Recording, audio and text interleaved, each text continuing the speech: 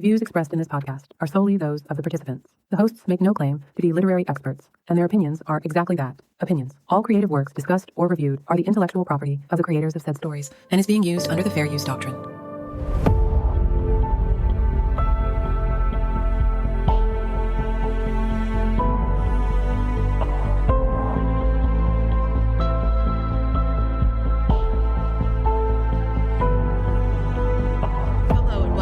Swords and Soulmates, a podcast where we read, watch, and discuss romantasy stories. I'm one of your hosts, Mari, and with me I have Kelly. Hey everyone, it's Kelly. We also have Ashley. Hi guys, it's Ashley. We also have Jonathan. What's good, everybody? It's JP. How's everybody doing today? So today we're going to be discussing our experience at Romantasy BookCon 2025 in Orlando, Florida. For this event, Jonathan and Ash and I went. Kelly didn't go, so Kelly may intersperse a few things if he's like, what the heck are you guys talking about? All right, so we're going to be discussing our experiences at the con. We also recorded a lot of audio, so we'll be putting that in as well. So it'll be a little mix of things. To get started, how was everyone's, getting there, travel day, etc., leading up to the con? Arduous. No, we didn't have any issues. It was a relatively smooth journey for us. We left bright and early, coming from South Florida to Orlando, and we made it there in a couple of hours. We found the hotel, no hiccups, so no complaints on travel for us. There were sunglasses in the passenger seat, if that counts. Were you the passenger princess? You're the passenger prince. Yeah. No, he's the princess for sure. Very high maintenance. No comments? No, I mean, she no lies were told. Yeah. That's how I roll. Yeah. How about you? I have a little bit of a longer journey than you guys, but not much. I was South Georgia there. I got up early Friday as well, and got myself all packed up and headed out there. It wasn't a bad drive. I listened to an audiobook on the way down there, a Grace Draven audiobook I was trying to finish up before the con, and got in, and of course, we all got there early enough that even though we had a hotel room at the event, we couldn't check in. So I got all my books and stuff together. By the time I got there, everybody was parked. So I had to park out in like Timbuktu in the parking lot and roll my little self in. But it wasn't bad. I think we pretty much were able to find each other right away. And registration this year was as easy as last year. It was basically just gave them your information and authenticate who you were, right? Did you guys have any issues with registration? No, I don't even think they looked at his ID. Yeah, no, I had my, so yeah, I can't remember if they looked at my ID or not, but Ashley was like trying to verify my name and the lady had already given me my stuff. Yeah. It was like, no, I already got it. I thought there were going to be QR codes that they had to scan because they were stricter this year, right? They wanted names assigned to tickets. I mean, in that regard, yeah, but they weren't like super strict. No, not at the window. They pretended. Online, they pretended to be strict. Which is fine. I don't think there were any issues with anybody not being able to get in who had signed up or whatever. And it made the registration go by super fast. Like there was no line at registration. Yeah. I didn't think I saw a line at all ever. No, I think the only line we saw was like the exhibit floor that first day, like before it opened. So there was like the hour where it was open to the high fae. Yeah. I think it was at 9. And then we had I forget what the real name of the ticket is, but I call it the peasant fae. We have the low tier tickets. Yeah, I think it's just fae. Fae. So we had the fae Fae. tickets, and so we got in at 10, like an hour after the other people. So there was a little bit of people that had, I assume, the same ticket as us that were lined up waiting, but it was just because they were there before it opened. Right. Like that line went away as soon as the floor opened. Mm-hmm. Yeah. What did you think of just, I mean, like you've been to the venue before, right? Mm-hmm. Overall, do you think it's a good venue for the event? I think so. I mean, it would be nice if everything was available in one spot without having to go to separate ballrooms or separate floors. But I don't know that anything exists that would be big enough for that other than like... It definitely grew this year. It did. And the only thing I can think of is like a convention center would be big enough. But the problem with a convention center is it's going to be maybe too much of a space, and it won't be subdivided, I wouldn't think, very well. So like one thing I noticed this year they had the same room that the exhibit floor was in last year. So last year it was the exhibit floor and then divided out for panels. Correct. Yeah. This year, that entire area was one of the exhibit floors. And then there was the other exhibit floor, the Palm Ballroom, that was about the same size, would you say? Yeah. Yeah. And it Yeah, was I like think so. across the pool area. Yeah. I bet you that they're both buildings had the same size ballroom, but then they split the palms for panel. Probably. Yeah. So I mean that give you the amount of growth has to be in excess of 100%. I would think so. Yeah. I think that they were mainly sold out, or they had sold a good many tickets last year after the event. Because a lot of people went ahead and signed up for this year, like right after at the event last year. Like we bought our tickets for 2025 at the event last year in 2024. And that was, of course, before they announced who was going to be there. And then as soon as Rebecca Yarros was announced, I think I don't know, within a day, if not hours, the rest of the tickets sold out. Yeah. So, yeah, but I would say that if there were lines, it was very small lines. Like in the exhibit floor, some of the authors had like short lines. So I don't know, maybe 7-8 people at the most would line up in one area.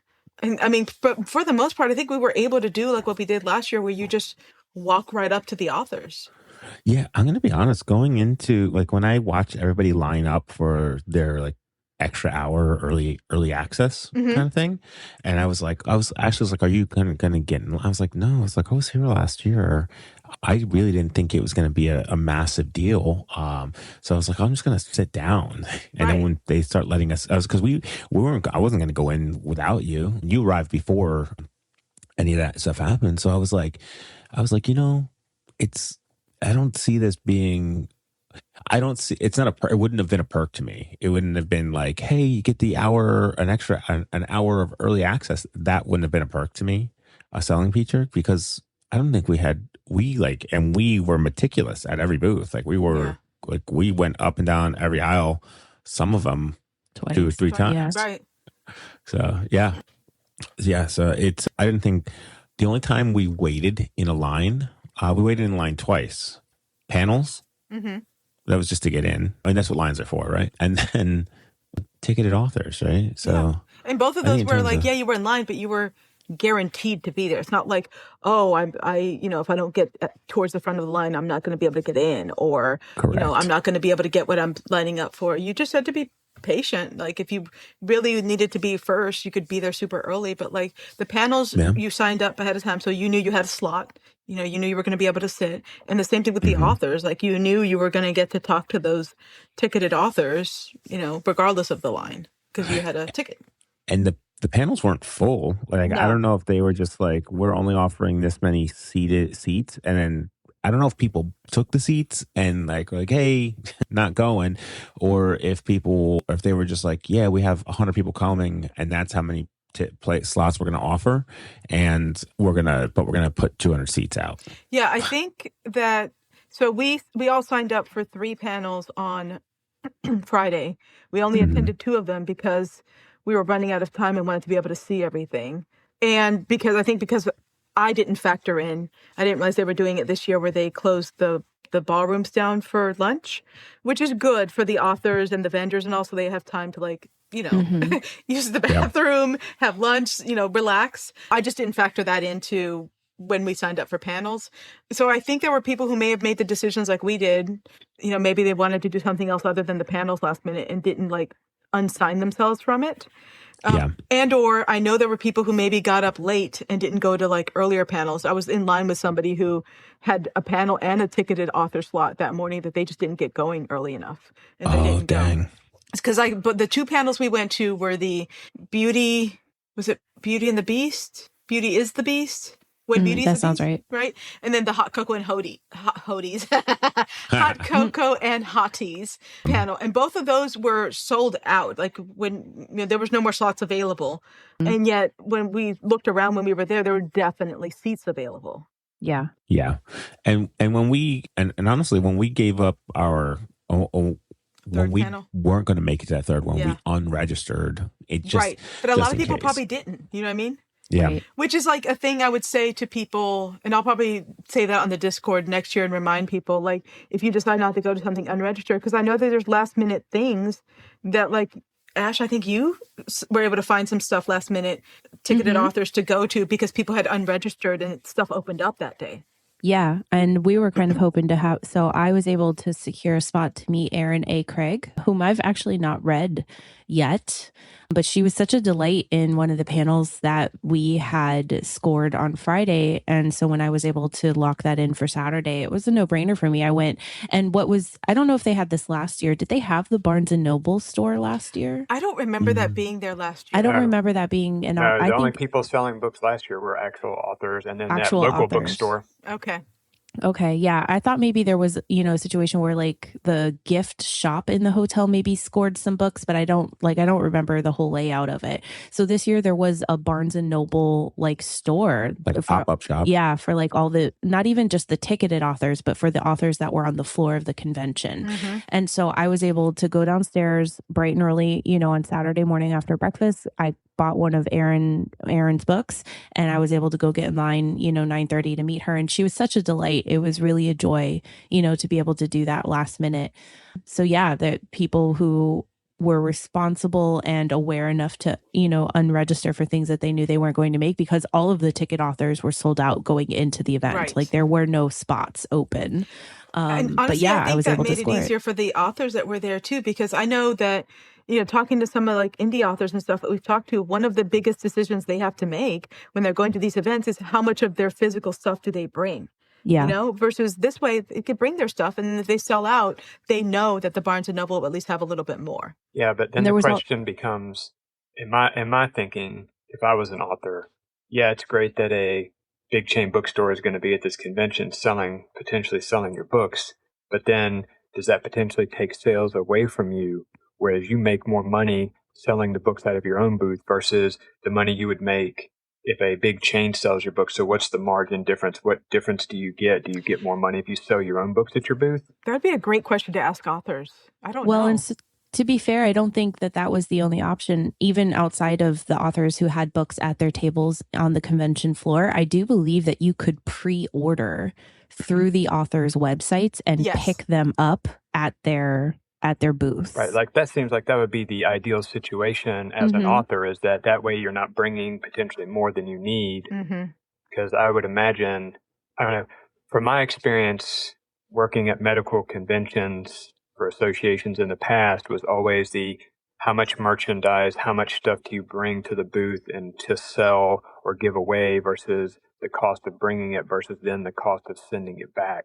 Because it's already expensive enough to bring stuff to a convention to set up a booth, especially if you're bringing in stuff like, the tables are usually provided, but like the table drop cloths for your table, and then whatever, banners or flyers that hang up behind you, and then the merchandise itself and all of that. It gets really expensive to bring that stuff in and then turn around and send it back. Right. Yeah. So, okay, you had Erin Craig, and then you guys both had Hannah Nicole Maeher, right? Yeah. For ticketed authors? Yeah. Yeah. And Sarah Beth Durst. Sarah Beth Durst. Right. Okay, so so Erin Craig was just you, Ash?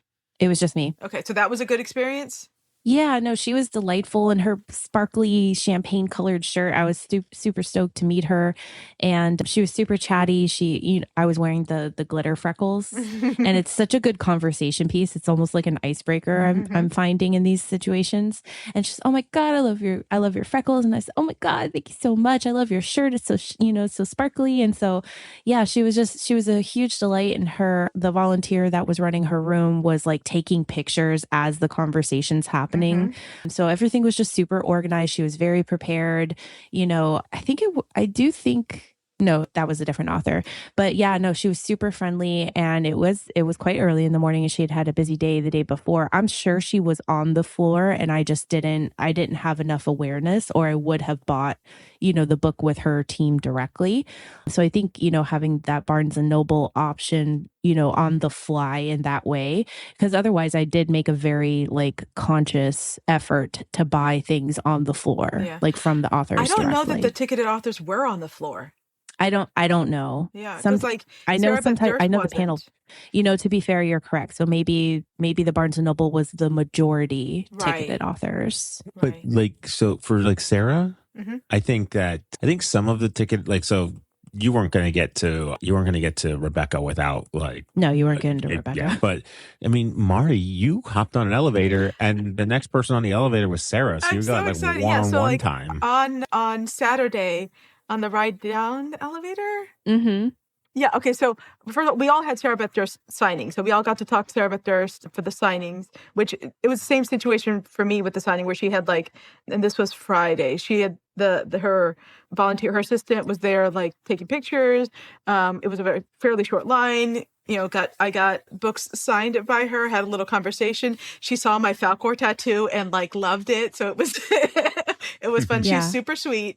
And then we also heard her in the Hot Cocoa and Hotties panel, which was very, very good panel. I posted a good snippet of it on our TikTok and Instagram where like the cozy fantasy authors were asked for their recipe for cozy fantasy. So she gave hers. But yeah, then on Saturday, on the way down when people were getting ready for the ball, we were hanging out with Sarah from Hissing and Kissing came and hung out with us that day. And I think that I was at that point was when I was dressed up in armor, I believe. I think I was already in the armor. Like I had the dress. It was for breakfast. Right? Oh, it was breakfast. Okay, sorry. It was breakfast, yeah. Everything is mishmash. Blurry. Yeah. So yeah, on the elevator on the way down, she like rode with us and she was just as nice, just as sweet, just as personable. Yeah. It was a really cool experience. I was going to say kind of surreal. Like I was a little starstruck. Very. Were you? So I was not starstruck. No. I'm gonna be honest. So is this what is that what it's like? Is that like for you when you meet an author? Is that what it's like when I finally meet Ryan Reynolds? Yeah. Okay. Probably. Okay. Because there's movie stars that I wouldn't have as much to say to as I wanted to say to Sarah Beth Durst. Not that I actually did, because that's the whole problem with being Star Trek. You're like, oh my God, I love you. And that is true. You're just stupid. But it's not everything you want to say. No. I fangirled over Hannah Nicole Maeher so hard on Friday. Like I just happened, like we just crossed paths. Just bopping through the lobby. Yeah, just super casual. Like she's not, a high on my preferred authors list or whatever. And I fangirled so hard. I was like, I just need to tell you how much I love your books and I think you're amazing. And I'm so sorry to interrupt your day like this, but I couldn't not. And she was just, oh my God, thank you so much. We really appreciate it. And, just super down to earth. But yeah, I fangirled hard over Hannah Nicole Maeher. It was slightly embarrassing. I wasn't there when you were. No, you weren't. How was the signing? Because you guys both had signings with Sarah Nicole Maeher too, right? Yeah, it was good. Her partner was there. We're from the same neck of the woods. We grew up in an area, like Hannah and I grew up in an area that was like your pal Hannah. Yeah, it was the next town over, basically. So I think so. She's from Southeast Pennsylvania, as am I, and I think we share the love of the Philadelphia Eagles. So when we were done with our signing, we looked at each other and said, "Go Birds!" Yeah. So good on her. Yes. So I would say like the ticketed authors, Sarah Beth Durst was the one I was most excited about. I also wanted to get Hannah Nicole Maeher, but it didn't work out for me. But I think overall we had good experiences, all of us, with the ticketed authors. What about the authors where you like were walked up, the ones that you were on the floor? Did you guys have any interesting experiences with anybody on the floor with the authors? Yeah, I had wild experience with Juliet Cross, one of my faves. So yes, I like Juliet seems to write in like couple different spaces, like couple different voices almost. Yeah. So the stuff that I love from her is like the cozy romantasy stuff, the Stay a Spell, the Southern Charm stuff. And so I had given her, she was there with her daughter. I didn't know it was her daughter, but I'd made the iron-on pockets and I was handing those out. And so I'd given them each one of those, and her daughter was like, she was like ripping into it. She's like, oh, this is so neat. I love this. And then it was like, hey, I ask questions backwards, and so she called me out on it. So I was like, hey, would you be opposed to signing this book? And I brought her like the Southern Charm book, A Rebel Without Claws. And she said, would I be opposed? No, give me your book. That's what we're here for, dude. Yeah. So she was signing that book, and I was like, hey, I made up some words for you. And I was like, I wrote them down, and she was like sitting there. She was like looking, and she's like, oh, you you wrote them down with definitions. And I was like, yeah. Then Here. she starts writing them down like in a hurry. She's like frantically looking for, something to write, that isn't another book. Right. And then he's like, oh no, these index cards, like I made them for you. And she looks up with like adoration. And you made these I get to keep these? Like you didn't do this for because the pockets were for multiple people, right? We gave those out to authors all day long in their teams. But the new words, those were for her. Now, let me say, I think I remember hearing or her in a podcast or her saying somewhere, I think she's a teacher in another life or was a teacher. So I think that appealed to her teacher soul. So that came up. Her eyes lit up. That came up. So I was like, hey, unfortunately I spilled coffee on them too. Like, because I was like, but you can have them. And she was like, that makes them real. And she's like, so she says, because then I was like, hey, yeah, I told her about the calculator, which is my mechanism for deciding the level of spice and what type of reading that I'm doing. It's an Excel spreadsheet. And I was trying to like expand on it. I brought this up with Sarah later. I was trying to like figure out appropriate responses to emotions. So like cataloged like 75 different emotions and and then each emotion has like a set of like responses that are like most appropriate stuff. Like, so I was like, I launch into this BS with Juliet, and Juliet Cross looks and she's like, I teach gifted students. And I can recognize. Yes. And so like, she says, you may be gifted. When things calm down, you should come back and speak with me. And I thought to myself, when I left, I was like, I looked at Ashley, I was like, she thinks I'm special needs. No, I think she meant like highly intelligent, to be fair. I think he's down. And like hyper focused. I think that's what it is. Right, hyper focused. So she took my name. She did say, my fingers are crossed. I'm hopeful that she'll use one of the words. If she does use one of the words, she's like, hey, write your name down. We'll give you an acknowledgement if we roll down here. I was like, oh, that's awesome. Yeah. It was definitely, I left with a bounce in my step. Yeah. The other one that I was super excited about seeing was B. Northwick, now that I know how to say her name, that we just read. She was in the Palm, the Palm Ballroom. And she had a nice little setup. She had posted her setup on Instagram and was able to talk to her and tell her how she tricked me, and I loved it. And I loved the series, and I that was a good interaction. I think those were the two main ones that I was interested in interacting with. But there were a lot of other authors that we've read that we were able to interact with. Like Grace Draven was there. She wrote Radiance that we had read together for the podcast. And then I've read, I don't know, 2 others of her series since then. And I'm hooked. I will read everything she writes. She was very sweet. And Chiara Forestieri was there, who writes like monster romance. I read one of her books and enjoyed it, and I had on my list to read another one that I went ahead and bought for her. It's like there's like a blonde demon-y chick and like a cowboy dude. Like it's like a mix between cowboy romance and monster romance, and I am intrigued. It's very pink and sweet, and like the cover, and I'm just like, knowing her voice and how she writes, I think that will be a really interesting read. So I'm looking forward to reading that. And she's also going to be at Monster Erotica Con, so I'll be able to talk to her again in May next year. Hey, what did you think of the vendors? Vendors, I thought they had some cute things. Like there were some candles. I always buy candles. I burn them throughout the year. So I bought a few candles that smelled really good. I bought a few stickers, and what else?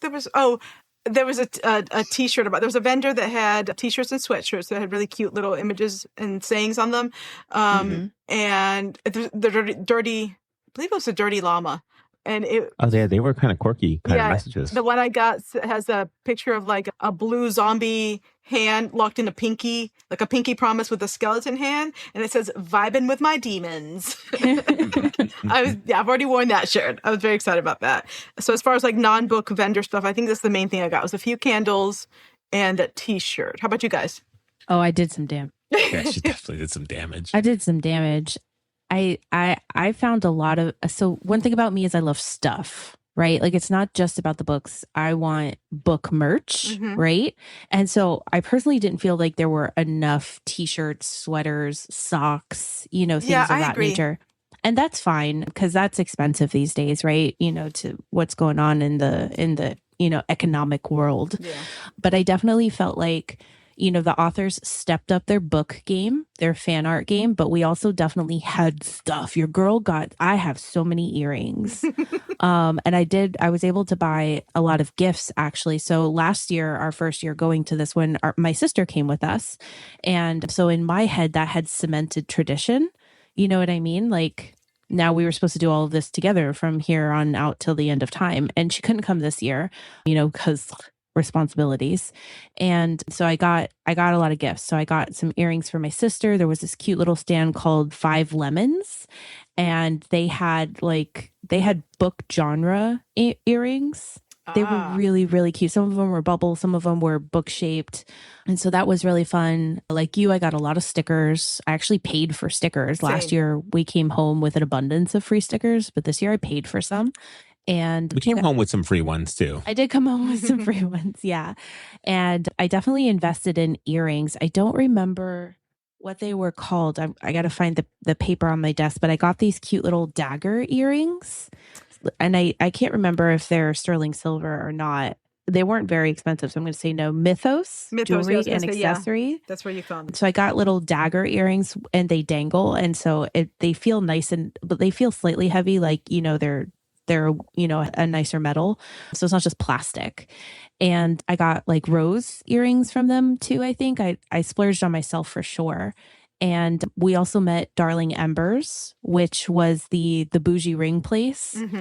I was a big fan of those. I had stumbled on them. I'm sure my TikTok FBI agent was zeroing in on me getting ready for this con, and they had rings that were in the vein of, romantasy book characters. Yeah. So like, not Game of Thrones, but like TOG, ACOTAR.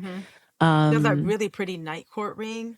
I was a sucker. I bought that one. So pretty. And there's a Terracin ring as well. So yeah, they were super nice. It was slightly affordable, but high end looking. So that one was a little bit more expensive, but yeah, there was definitely more stuff, like dragon scale texture. I think it was the wing leader one. Yeah, maybe. And they were very nice and super helpful, and I was excited to see them there. So yeah, there was definitely more stuff this year. I don't think I bought any candles. There was one stand that was doing embroidery, right? So she had embroidered the shirts and jackets and hats and stuff, and that was really excited. I bought a patch from her. I should have had all of this at the ready. I'm sorry. No, it's good. I don't either. My cart is also like Jonathan's. It's just so completely packed. Yeah. It's glaring at me to my left right now. Like I had to go dig to find the book with the pirate stuff. And I just realized you're going to die when you see how pretty this is. It's a stunning book. So yeah, there was definitely more stuff. And for that, I was excited. But I was also intrigued and excited to learn and see how much trading was happening. Yeah, there was a lot more trading this year than last year. I don't even think I saw it at all last year. I genuinely, I think there's needs to be an expansion in just Romantasy merch. It's arguably one-sided, which is good. I mean, don't get me wrong. Like I'm not going to campaign for the people start swinging the pendulum in the other direction. But like, if are you saying you felt left out? Yeah. Okay. If you're a vendor, maybe give some thought to testing some products that are maybe non-binary. I think non-binary is good because I mean, statistically, the vast majority of Romantasy readers are self-identified as female or femme. However, that doesn't mean they're not going to like other things. You know what I mean? Like unisex stuff or even things that are geared towards guys. Like people will still wear like that Dragon Rider ring, whatever ring that I got. It was a men's ring. Oh, I didn't even look.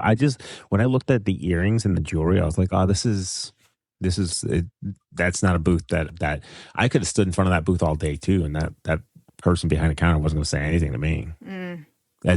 Which happened from time to time. That's only cool. Time at a merchandise booth where somebody engaged me without me interacting first was a candle space, it was that lady who like hand poured the Luke's all the stuff from the Gilmore Girls. She was like, "Oh, do this," and then we just started talking Is about she the the show. one that had the little car sense as well? I vendor? don't. I think it was a different vendor. Okay, sorry. Although, but it might have been you were talking to them off to the left of where we were. It was in the Palms room. Yeah, so I mean, it might be. So I definitely turned my attention. Once she engaged, I turned my attention away. Bro, I almost left there with like a 10-pound candle in the shape of a coffee mug. Like, I'm not gonna lie. But when I say like non-binary stuff, like coffee mugs. Yeah. I was there were a very low amount of coffee mugs. Yeah. I'm a coffee mug guy. Like, and if you're a coffee mug person, there were some unique coffee mugs. But sometimes I just want I want a regulation size coffee mug with a comfortable handle, ambidextrous or left-handed, whatever. Or like I like the ones with no handles on them that you can kind of cup in both hands, almost like a little bowl. I love those. Okay, that's interesting. That's a flex. That's a choice. Yeah, I support that. I love that for you. You're like, for you. I'm gonna drop my mug if it does. I'll be like, where'd the handle go? Dang. And when you talk about really wanting to confuse me, is like, if there's no handle, how do I know what if this is a left-handed mug or a right-handed It's a choose mug? your own adventure. I know, this is wild. Way to go, Mari. Way to throw a wrench into my system, my coffee mug ranking system. But yeah, there's one mug vendor that I fell in love with their stuff. I just was out of budget money already by the time I found them. But it's Coyote May. Was it the handcrafted ones? Huh? With like was that the handcrafted ones where it looked like it was like stitched on? No, they looked like they were almost like a fondant sticker put on, like a 3D sticker put on. It's Coyote May Creations. I like them for two reasons. Number one, just I like them. They were like hearts that said things, and then little like wings or tentacles or horns around them. And they were very affordable. It was like $45 for these handcrafted mugs. And very important that I'm looking for now is they were dishwasher safe.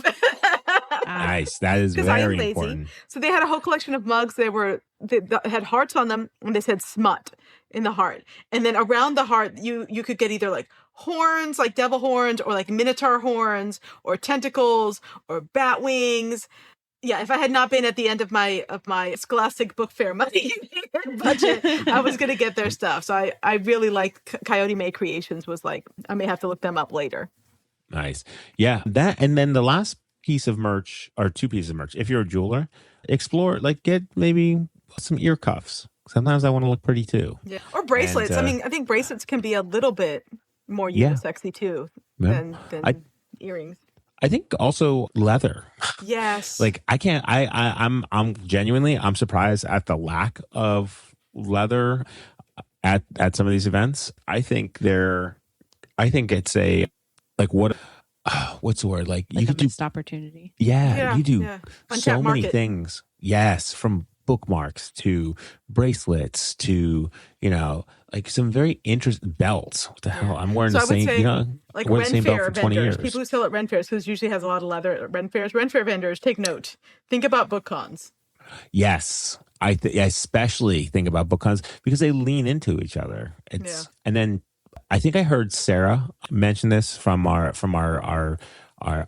dear friend from Hissin' and Kissin'. Mm-hmm.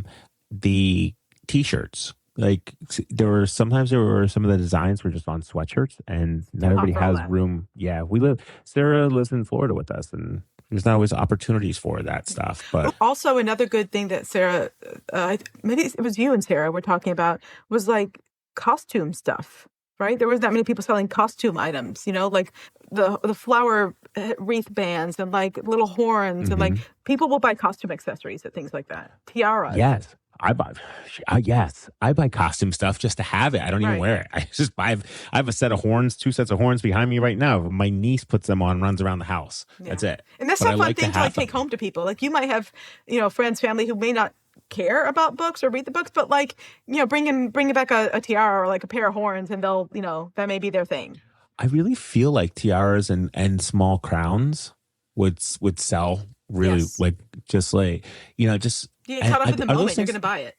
Yeah. Do they sell at like Renfest? Do they sell things like that at Renfest? Yes, they do. And also at like other kinds of like the sci-fi fantasy cons. So my well, my friend who was been on the podcast for Maple Grass. She's got the Maple Grass business that does the little surprise balls. She and I went to MegaCon together.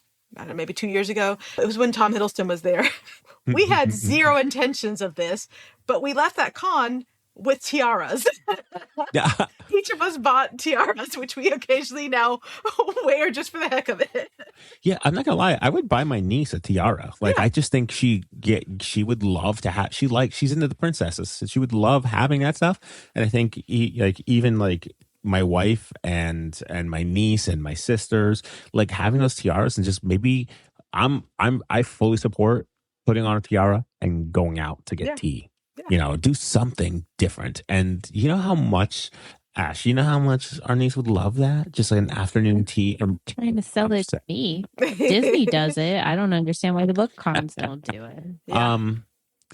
I will say this, that venue being, I think we missed it last year, but this year, Mario, when we were able to just walk across, like literally, it was, the whole venue wasn't self-contained, which I felt on day 2 when we were bounding, because I went downstairs to get coffee, and I was bounding as Ariel, so I just had like the color blocks on and stuff, and it was Gariel. Yes, Gariel. Ash was Princess Erica. Princess Erica, yes. It was very. It was a blast. But when there were definitely some Disney dads that were they were there for vacation. That's right, because it's a Disney resort area. Yeah. And they were coming downstairs and they were like, what the heck am I looking at here? And I was like, but at the same time, like there were also like families that were going to Disney. And I saw Boo from what's it called? The Monsters Inc. It's just a lady who she had the t-shirt and the shorts and her hair in pigtails. And she had her little shoes on with the white lace socks. And she was off to Disney. So although it wasn't a fully insulated event, it was fairly insulated, I would say, or you were at least around some like-minded folks. So even if they weren't going to that event, they were going to a similar event that was accepting of bounds or costumey kind of stuff. Yeah, exactly. And then to not have to get in the car and just walk across the street without, like, we didn't even touch the street.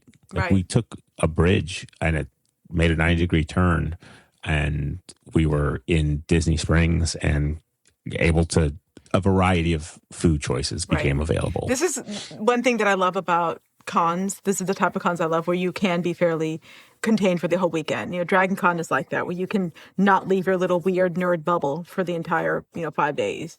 It just exists. That weirdness. Okay, so we did not have tickets for any of the night activities. We have already said we all had the Fae bottom tier tickets. So Friday night, we ended up meeting up with Sarah and her husband from the Hissin' Kissin', and we had dinner at the Edison on, I was going to call it City Walk. It's not. What is it? Disney Springs. Disney Springs. And then on Saturday, you guys went and did Disney, and then Sarah and I got dressed up in armor and went out to the park and got pictures taken, and then we went to the Coven at City Walk and hung out with the witches at the Coconut Club. And then when I got back to the hotel, Grief Cat, who we've had on here before, had performed at the ball, and ran into them and hung out with them some. So that was our night activities. Basically, it wasn't anything of the sanctioned official stuff. But I know that on Friday there was like a thing where you could get together. It was like a cocktail hour kind of thing. And then also there was a Disney event with Yaros. That was a separated ticketed event. Mm-hmm. And then Saturday was the ball. I've heard good things about the ball. Last year we heard good things about the ball. So I would say if that's something that's up your alley, it's probably a good event to go to. It might be worth getting an upper tier ticket to do that. I heard mixed things about the Disney experience, but I know that Fable Fantasy officially announced that they had some, I don't know if they called it miscommunications or something between like what they had contracted from Disney and what Disney offered for the event in terms of like seating and people's ability to hear things and whatnot. Did you guys hear any feedback about those activities, the night activities? I heard just whispers of stuff, and I'm not even sure if it was like direct. So there's always this, like, I think everything I came across should be taken with a grain of salt, where people are maybe for lack of a better term, and forgive me for this, jealousy. Like if you didn't get a ticket or couldn't afford to do the extra add-on ticket, then maybe you kind of looked for the flaws something to go wrong. a little. Yeah. Like, oh, I didn't really miss out because it was shitty anyway. So that's when I look back at some of the videos, she had a mic in her hand. Rebecca had a mic in her hand. She did an entry into it. She had a very lovely Disney dress on. Like I did the stitch work around the bottom of the dress was like, I think it had like the castle and stuff. It was like it was quite lovely to look at. And I think that once that was done, they allowed people to mingle on the stage floor. And I think so it becomes difficult to say that it was like poorly executed if you had maybe that level of access to her. Yeah. I am not going to hear anything. Do what now? I didn't hear anything, honestly. Yeah, I'm not going to out anyone's name, but I know someone who did go to the event and they didn't feel that it was worth the money that they put into it. They didn't think that the Disney part of it fit in with the event. It was like not what they had paid the money for. And I think there was an issue with like, I don't know, seating or something. So I've only talked to one person who did go to it and got their take on it. And they don't think it was worth the money. They wouldn't do it again, especially if it was another Disney type event rather than just like a specialized author event. How much was it again for that? It was like almost $300. Yeah, it was expensive. It was expensive enough that I was like, I'm an AP holder. You know what I mean? Like, I was not paying extra to go to a park that I already paid for. Yeah. No, I was. I'm with your friend on that. I think that an event of that nature, they could have had. I mean, so on site at the venue, there were enough resources to host like an after hours special meal dine. I think they would have gotten more bang for their buck if they kind of excluded Disney from it. Like, I don't know that it being at Disney included enough bang for the value. I think I agree. I think if they had done like a special event with like maybe a meal, you're right, like a meal, a sit down talk with them, maybe something more themed to the author's world. I think something like that would have maybe made it a better experience for everyone who decided to opt into that extra ticketed event. Expectations versus reality. What did we think overall of the experience? For me, overall, I enjoyed it. I plan to go back. Yeah, I plan to get tickets for next year. Probably same tier tickets. I think I am not interested in necessarily doing the ball and the night activities. So for me, I'll probably continue with the same tier ticket. What do you guys think? Yeah, I think the same for me, at least. I'm assuming that if I go, Ashley's going. Someone's going to pay. Yeah, I think I think my expectations were met again. I think I'm going to be honest, I think they were better this year than like I thought I was going to walk into after the whole like social media thing and everything that was going on, like getting, registering for authors and stuff. After that went down, I was kerfuffle. I was like, I'm just going to sit back because I don't trust this event at this time. And then like, so I went into it like with like, on what is it like walking on eggshells. I was like, I don't know what's going to happen, but it went off really well. Whatever negatives I had going into it were deleted for me, and I'm looking forward to going next year. I would encourage anybody who's not sure to at least give it a shot. Just give one day a shot if you're not sure. Yeah. And you can always hang out with us. We'll walk around with you. Absolutely. Ash? Sorry, go ahead. Oh, no, sorry. The only thing I would add to it is I would like to see a trading space or like even if it's just not a panel, but like, just where people can come and gather. Because I think we blocked that entire walkway at one point. I think that would be a great idea. Have like a table set aside or a corner or something set aside that just like a little trading area. Trading booth. Yeah. People can kind of socialize, trade, and be a set place, That would be cool. I agree. Mm-hmm. Ash? I had a great time. I'm so glad that we went for both days this year. And I would, unless the price jumps exponentially, I would like to do the same next year.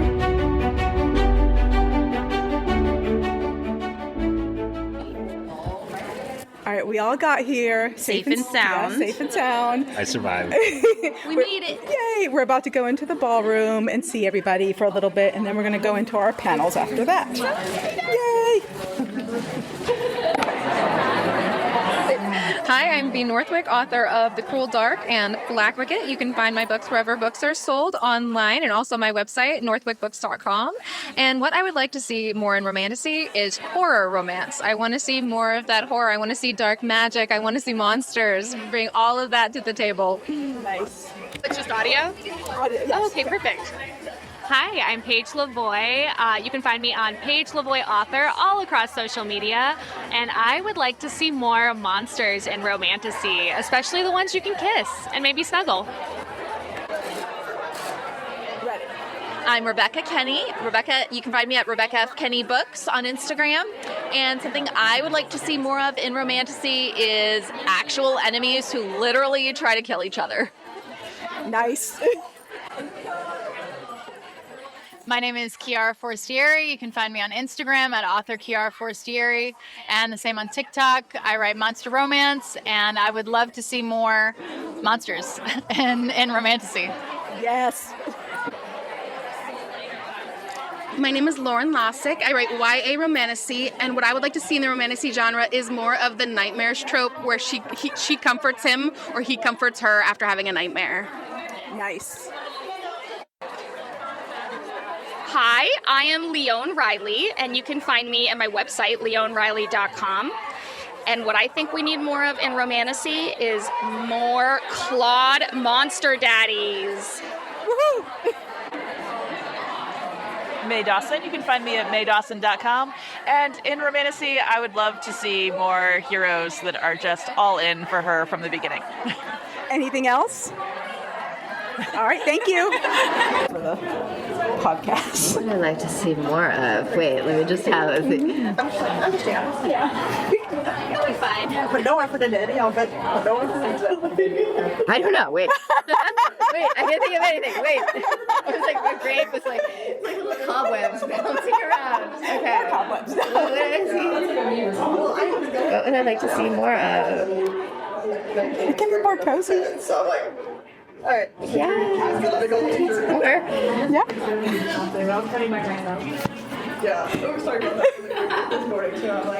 I'll think of something really good at like 2 a.m. Be like, hey, I'd want to see more of this. Okay. So just say your name and what you'd like to see more of in there. All right. Sarah Beth Durst, and I'd like to see more hot chocolate. Always. Thank you so much. Yes, that was perfect. My name is Grace Draven, and you can find me on Instagram, on Facebook, and of course my website, gracedraven.com. Things that I'd like to see more of in Romantasy, I would probably say the very big epic story. These are the delightful folks who taught me all about one-handed reads.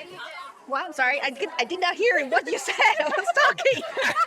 You taught me all about one-handed reads last year. That's right. It wasn't me. It was my assistant. She came up with the term because, like, I wouldn't be able to, like, oh yeah, I just did some like not safe for work art, and because I have that all out, and it's like, you know what? Let's put that on a cover. Why not? Advertisement. Yeah, like I did. Like, first of all, I didn't know if people would like want to buy on a cover, and it's like, but let's try. And then people went crazy over and now I also do. Because a lot of people have kids, I do like nice on the front, this jacket, and then a naughty in the inside. So you can have both worlds. You can have the choice. Exactly, and be safe. Your kids will not be scared. My daughter has seen everything, and she's 12. And she's like, I don't want to see the scary pictures, Mommy. I don't look at them. Okay, so what's your name and where can people find you? My name is Michelle Hercules, and you can find me. I have my own website, it's Michelle Hercules Bookshop, and you can buy all my books there. I actually prefer you to buy directly from me, but I'm also on Amazon, Apple Books, I'm mostly wide nowadays, so that's where you can find me. And what would you like to see more of in the Romantasy genre? I'm going to steal your answer because it's a good one. Diversity. I'd love to see more, like I said, languages, and I have that already in my books. neurodivergency because I'm neurodivergent. I like to see me in the and then I do write. Sometimes I'm not very explicit, but then I know they are because that's me. I don't think you need to be like, oh, like this person. No, because you know, like if you have the disability, you know it's you. So that's what I'd like to see more. Thank you. Well, thank you. All right, so we finished up our day. What did we think of the day? Oh, I thought it was action-packed. Lots of, we dodged disaster a number of times. We went upstairs and downstairs. We had intimate... Through this roly-twirly peppermint forest? Yes. with gumdrops and it's candy corn, candy canes, and cocaine. Maple syrup. Maple syrup. Okay, yes, that's what it is. Absolutely. We had. I think we had a delightful time with the interactions with authors, even just like out of the context of like a signing, like just bumping into somebody. I think Ashley ran into Hannah Nicole Maeher, like in the lobby getting coffee. She was super stoked. Yeah, absolutely. Talk about forgetting that people are people. Just being like celeb status. Definitely fun to see that reaction. Overall, I think that this event is structured well. As with anything, it has interesting vibes here and there that could, it's dynamic. It's a work in progress. So there's tweaks that are going to be made regardless. So if day one, as expected, looking forward to day two. In the books, good. We huddle. All right, let's huddle. Come in here, Jonathan. Sorry, I'll get this out of the way. Okay, so we have day two, beginning of. So far, Ash is coming to join us. She did an early morning signing with Craig and Craig? Aaron? Okay, with an author. Sorry. Yeah. And today we're joined by Sarah. Hi, I'm here. Vincent and kissing. And we are about to go into the vetting area. It'll be her first day here. Expectations for today? Fireworks. Lots of fireworks. Actually, I'm looking forward to Juliet Cross.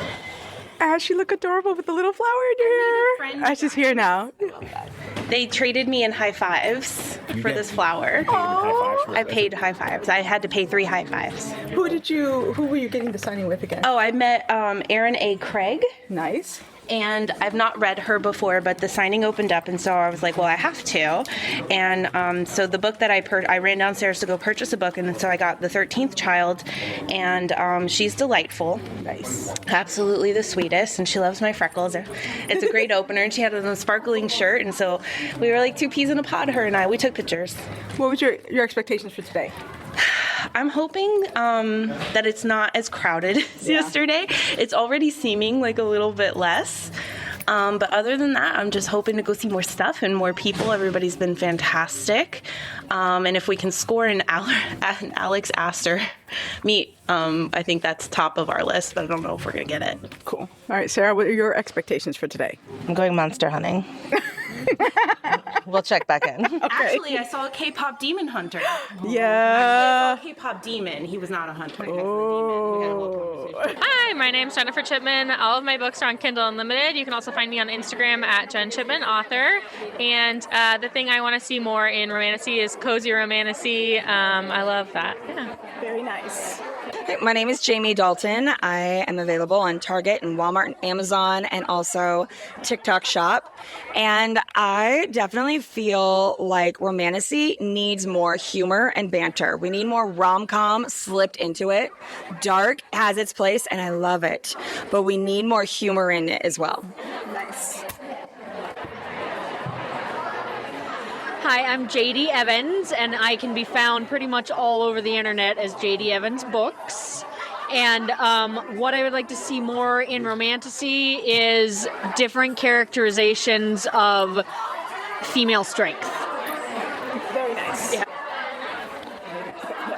Hi, I'm Geneva Monroe. I was a mood reader and it turned me into a mood writer. So I write both slow burn romantasy and also a dark Y2's mafia retelling of The Wizard of Oz. What I wanted to see more of in romantasy actually leads to a lot of why I ended up writing the romantasy I did in the first place. And the one thing I really wanted to see, and I would love to see more of, are female main characters who don't need to discover that they can be strong, but actually start strong. Illyria, my main character in Sun Serpent, is the strongest person in the room. She does not need to be told. She already knows it. Hi, I'm Geneva Lee, and you can find me wherever books are sold. Something I'd like to see more of in romantasy this year is, honestly, I'd like to see a little more sex. You know what? Yes, ma'am. Yeah, I think we've been a lot of slow burns for good reasons, but I'm ready. I think it's time, ladies. We're ready. We need some payoff. We're ready for some more big dickin'. Thank you. Yes. I'm Sonia Mara. You can find me on TikTok and Instagram at Sonia Mara. I'm the author of The Darkening Duology and Embrace the Serpent. And what I'd most like to see more of in romantasy is humor. I want to see, girls having fun, couples who can tell jokes to each other, and just like a riot of a time. Thank you. Hi, I'm Juliet Cross. You can find me on Instagram and Facebook, but mostly Instagram. That's my favorite place. And I think what I would like to see more in romantasy is really dark, like horror romance, the new one, horror romance. That's what I'm really looking for nowadays. Very nice. All right, so we just finished day 2, all the vending, looking all the areas complete. What did we think of our experience? I thought it was fun. It was cute. Yeah. I liked it. Yeah. I was exhausted. There's at least 2 more authors that I need to go back and see in the Palm. I have severe FOMO. Like, I'm just terrified that I missed something important, and I don't know what it is. I'm having so much fun. Jonathan? I had a blast. I am chill and fulfilled. Chill AF. Chilled and fulfilled. I would say today definitely we've noticed less people than yesterday overall. Like as we were saying earlier, probably the Rebecca Rouse effect. She was just there yesterday, so it's been a little easier to get around and to look at things and to get in the aisles. I'd say none of the authors have had too much of a crazy wait. Like the non-ticketed, it's maybe 4 or 5 people deep at the most, and it seems to flow pretty fast. Yeah, so everybody's been really great and like conscious of like the space and the time that they're taking up, and yeah, I'm super impressed. I'm glad that this is going as well as it is. I was a little worried, but I think we'll definitely come back next year. Are you opposed to 2 days next year? To 2 days next year? No, I'm fine with it. Yeah, I think I'll be definitely doing next year. I don't know that I'll be doing any different ticket as far as like high fae or any of that mess, but I think I would do this ticket again. Yeah. I would just come and stay a day earlier so I'm not so frazzled the first day. Thank you so much. Do you think you would want to come back maybe? Maybe, if more monster romance people come. Yeah. I think. Hints, yes. Which, to be honest, several authors have said that's something they would like to see more of in their romance genres, like more monster or monstrous things. So we've done our Scholastic Book Fair, and now we're doing our cafeteria lunch. We will be reporting in later. All right, so I'm going to wrap it up. Thanks to listening to Of Swords and Soulmates. Before we go, make sure to check the show notes, rate, review, and subscribe to us on your podcast app of choice. It helps others to find us and lets us know what you are enjoying, what you want more of. Follow us on Instagram, TikTok, YouTube, Facebook, or Goodreads at Of Swords and Soulmates. Check us out on our website, ofswordsandsoulmates.com. If you'd like to offer a suggestion for future episodes, books, or topics, feel free to reach out to us in any of those methods. If you want to read along with us as we prep for a new episode and get chapter by chapter breakdown of the books, you can join our Fable app book club by searching for the Of Swords and Soulmates book club. I'll say right now the most active and the one I've had the most interaction with and that I tend to be on the most is probably Instagram and TikTok. That's going to be the quickest way to get a response from us. But yeah, however your method is. And last but not least, we hope you'll join us in 2 weeks for our next episode when we will be talking about Wicked, the movie, the experience, etc. I love it.